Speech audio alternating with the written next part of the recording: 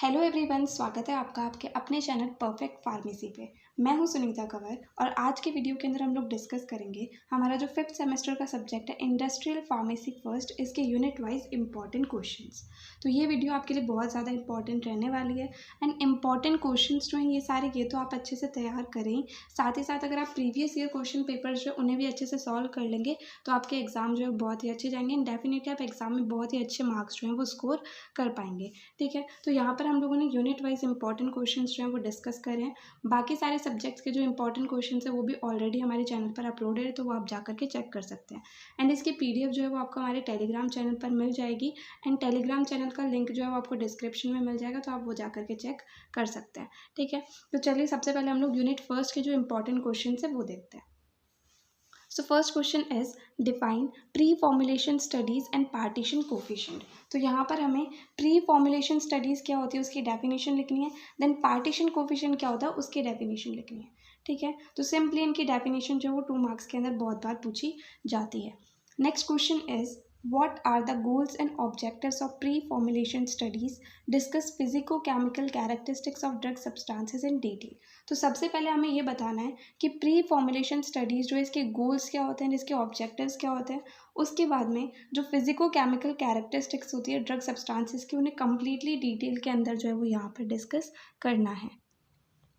तो ये वाला जो क्वेश्चन है इसका आंसर बहुत ही ज़्यादा डिटेल के अंदर रहता है, तो ये क्वेश्चन जनरली 10 मार्क्स के अंदर पूछा जाता है। तो सबसे पहले हम लोग प्री फॉर्मुलेशन स्टडीज़ के गोल्स एंड ऑब्जेक्टिव्स क्या होते हैं वो बता देंगे। उसके बाद में जो फिजिकल एंड केमिकल कैरेक्टरिस्टिक्स होती है ड्रग सब्सटेंसेस की, वो कम्प्लीटली डिटेल के अंदर जो है वो हम यहाँ पर एक्सप्लेन कर देंगे। ठीक है, next question is discuss BCS classification of drug and its significance. तो जो BCS क्लासिफिकेशन होता है ड्रग्स का वो हमें यहाँ पर सबसे पहले बताना है, देन उसके बाद में उसका सिग्निफिकेंस क्या होता है वो हमें यहाँ पर बताना है। तो ये क्वेश्चन जो है वो जनरली 5 मार्क्स के अंदर पूछा जाता है। ठीक है, तो ये थे कंप्लीट यूनिट फर्स्ट के इंपॉर्टेंट क्वेश्चंस।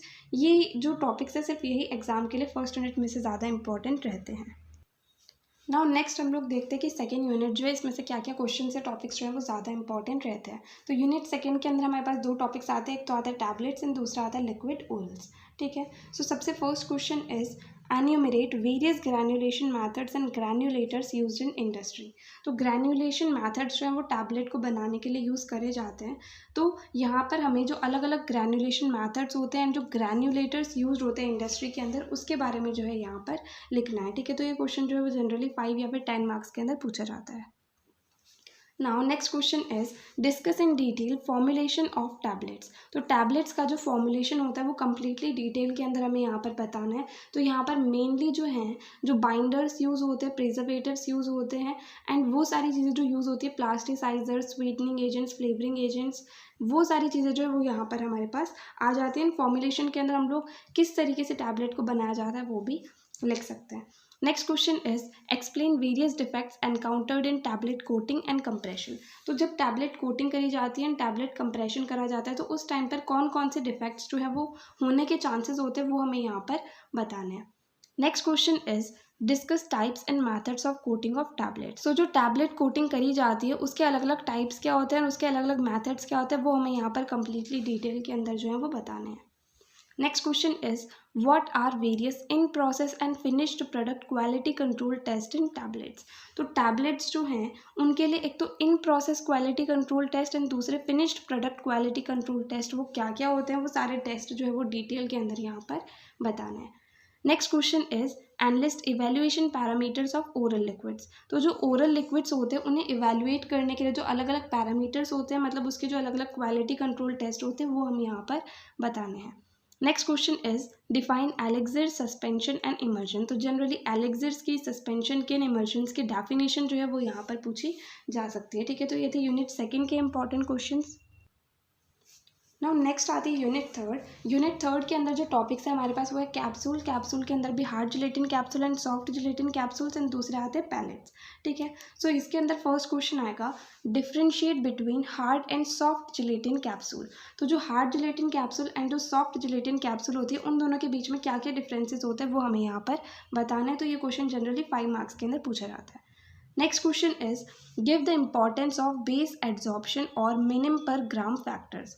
तो जो बेस एड्जॉर्प्शन होता है एंड जो मिनिम पर ग्राम फैक्टर्स होता है, इसकी इंपॉर्टेंस क्या होती है वो हमें यहाँ पर बतानी है। तो ये क्वेश्चन 2 मार्क्स के अंदर या फिर 5 मार्क्स के अंदर जो है ये पूछा जाता है। Next question is write a note on quality control test for capsules. तो कैप्सूल्स के लिए जो क्वालिटी कंट्रोल टेस्ट होते हैं अलग अलग, उनके बारे में जो है हमें यहाँ पर डिटेल के अंदर लिखना है। Next question is what are manufacturing defects in capsules. तो कैप्सूल्स के अंदर जो अलग अलग मैन्युफैक्चरिंग डिफेक्ट्स होते हैं, मतलब उन्हें बनाने के टाइम पर जो भी डिफेक्ट्स आते हैं उसके बारे में जो है कम्प्लीटली डिटेल के अंदर हमें यहाँ पर लिखना है।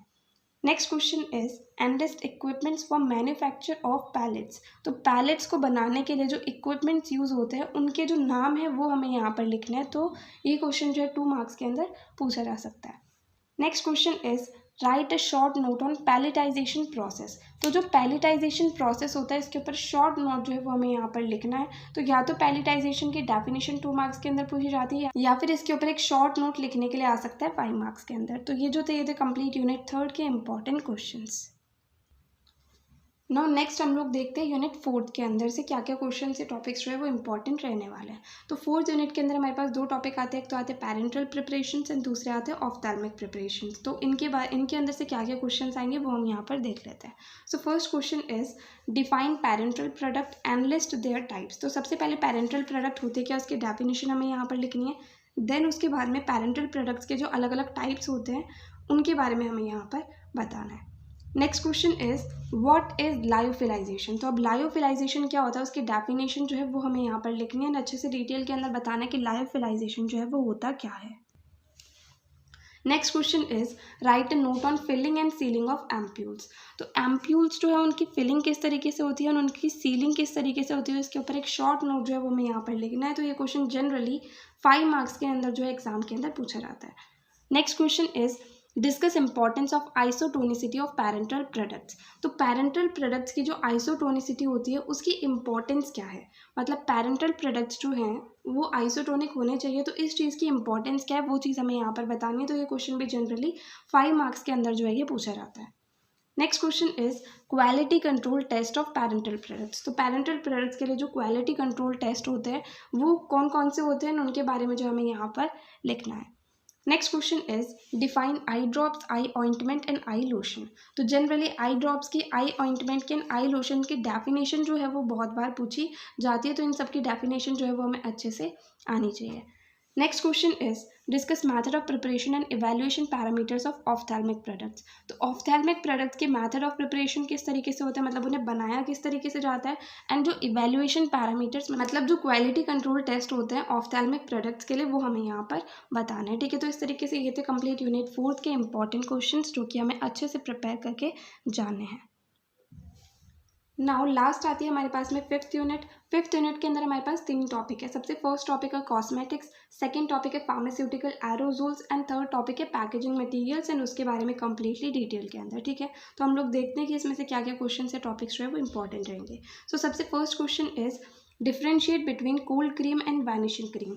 तो cold cream and vanishing cream इन दोनों के बीच में डिफरेंसेस क्या होते हैं वो कंप्लीट हमें यहाँ पर लिखने हैं। तो ये क्वेश्चन जनरली या तो शॉर्ट में 2 मार्क्स के अंदर पूछा जाएगा या फिर 5 मार्क्स के अंदर जो है पूछा जा सकता है। Next question is define cosmetics sunscreens. तो जनरली कॉस्मेटिक्स की डेफिनेशन या फिर सनस्क्रीन की डेफिनेशन जो है वो एग्जाम के अंदर पूछी जा सकती है। Next question is discuss formulation and preparation of lipstick. तो लिपस्टिक जो है इसका फॉर्मुलेशन एंड इसका प्रिपरेशन जो है वो किस तरीके से होता है वो हमें कंप्लीटली यहाँ पर बताना है। तो ये क्वेश्चन जो है 5 मार्क्स के अंदर बहुत बार पूछा जाता है। Next question is define propellants and classify containers, discuss formulation and evaluation of pharmaceutical aerosols. तो सबसे पहले प्रोपेलेंट्स क्या होता है उसकी डेफिनेशन हमें यहाँ पर बतानी है। देन कंटेनर्स जो होते हैं इसके अंदर उसे क्लासीफाई करना है। उसके बाद में जो फार्मास्यूटिकल एरोजोल्स होते हैं इसका फॉर्मुलेशन किस तरीके से होता है एंड इसकी इवैल्यूएशन किस तरीके से होता है वो सब जो है हमें यहाँ पर बताना है। तो ये क्वेश्चन बहुत ही बड़ा इसका आंसर रहता है, तो इसलिए ये क्वेश्चन जो है वो जनरली 10 मार्क्स के अंदर पूछा जा सकता है।